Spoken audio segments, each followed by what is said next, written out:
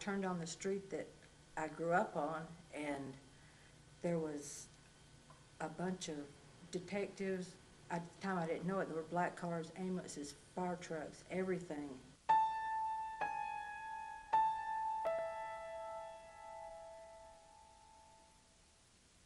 I was a check cashier, a manager at a check cashier store, and two people came to my house posing as FBI agents.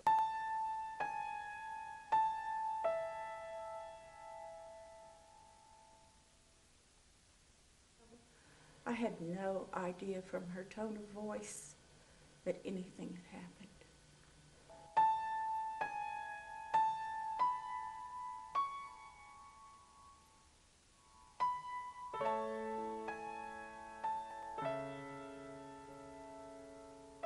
Since the Crime Victims Advocacy Council was founded in 1989, it has been supported by individual contributions and the United Methodist Church.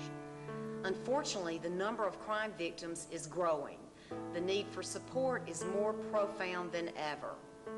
As you watch this video, we know that you will feel the survivors' pain and rejoice in their healing. We ask you to be a part of this process and consider ways of contributing to our program. My mother was murdered on September the 3rd, 1998. Two 16-year-old boys broke into her house and beat her and strangled her. Two people came to my house posing as FBI agents to rob the store, and they murdered my daughter and almost killed me. My granddaughter, Sierra, was murdered by a man who drove his car into a daycare center playground in California. A murder occurs in a family or a serious violent crime, and the life of the family is never the same.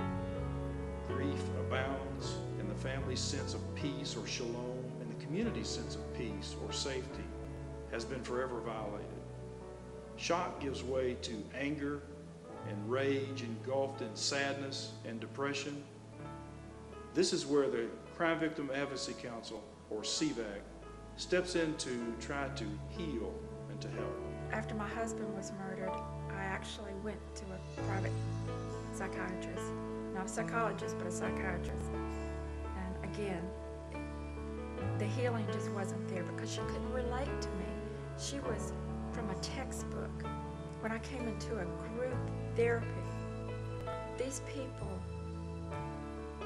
knew where I was, and they shared with me that yes, this is normal. The grief, the anger, the sadness, the depression, the crying, all of that was part of the many steps that you have to walk through after an incident. CVAC's faith-based program offers 4 different areas of support and education, focusing on survivors and the community at large, to aid in victims' spiritual and physical healing, and to aid in the prevention of crime. CVAC's pastoral care program provides individual, family, group, and mutual support therapy sessions. In addition, the program offers funeral assistance, death notification, hospital visits, Bible studies, and an annual memorial service. The practical issues of dealing with death are softened, and the emotional storm is calmed. Victims begin their long journey towards survival. I will always grieve, but I feel that I am not a victim anymore. And I think it's real important to get to that point that you don't feel that you're a victim anymore. I've worked with Bruce and realized I'm not the only one that has a situation of this nature, and that I have to be open about it. People have to know that I do have a certain level of danger because they can be assistance to me. I identify with people that have gone through exactly the same thing that I have gone with. The very first time I attended the memorial service, I felt like I was not alone. Before that, I felt like no one else could ever imagine how I feel, or to be able to identify with the pain that I had gone through as a result of homicide.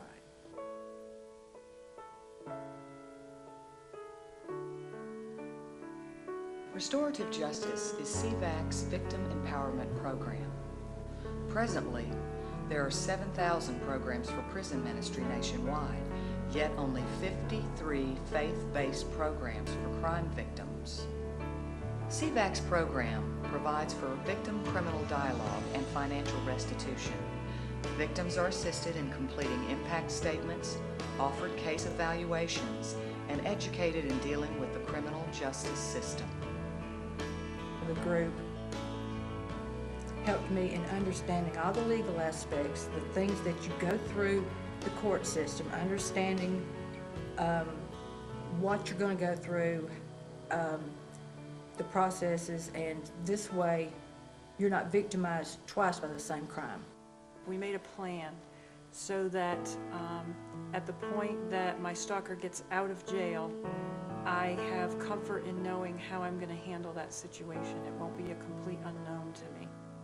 Working with this program normalizes it and puts it into a context where you can deal with it, you can cope with it, and it's okay. This group was my lifeline.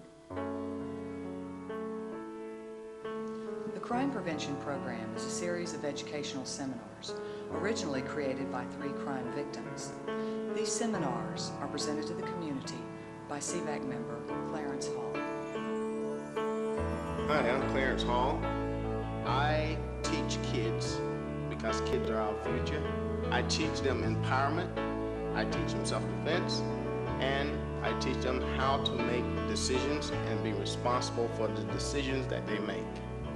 Seminars include information on stages of recovery, post-traumatic stress disorder, grief, child abuse, battering, rape, dealing with the criminal justice system, personal safety, and crime prevention. At the heart of CVAC's crime prevention program is the goal of individual safety and well-being. When I first came here, I was told to CVAC, I was told that it was okay to be angry with God, that God could take that. And when I heard that, I thought, okay, I can do that. I can be angry. And after a while, the anger with God went away. It has helped me to not only relax, but to identify some of the emotions that are like anger, guilt, shame, that I've had to work through. And it's been a very healing process. For anyone that goes through this, they've got to have something to be able to hang on to. And it has made a big difference in my life and helped me to gain strength in my faith. When people talk, a lot of the things that they say, it's like God told them to say it, or God put those words in that person's mouth, because I needed to hear that. CVAC's legislative education program seeks to raise the awareness of local and state government agencies about practices, policies, and priorities that impact crime victims. CVAC has been instrumental in the passage of 6 laws in the state of Georgia that protect and empower victims of crime and the community. We want to send a strong message of deterrence by placing severe penalties in their path.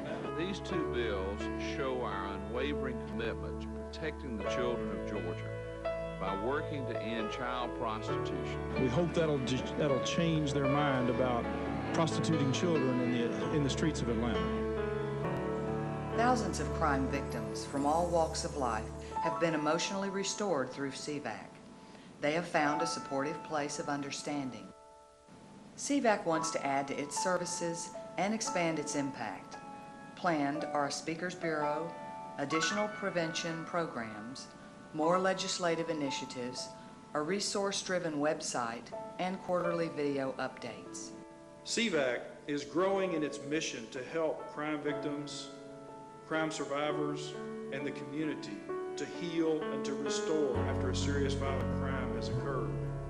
I feel like CVAC is giving back to the community what criminals have taken away.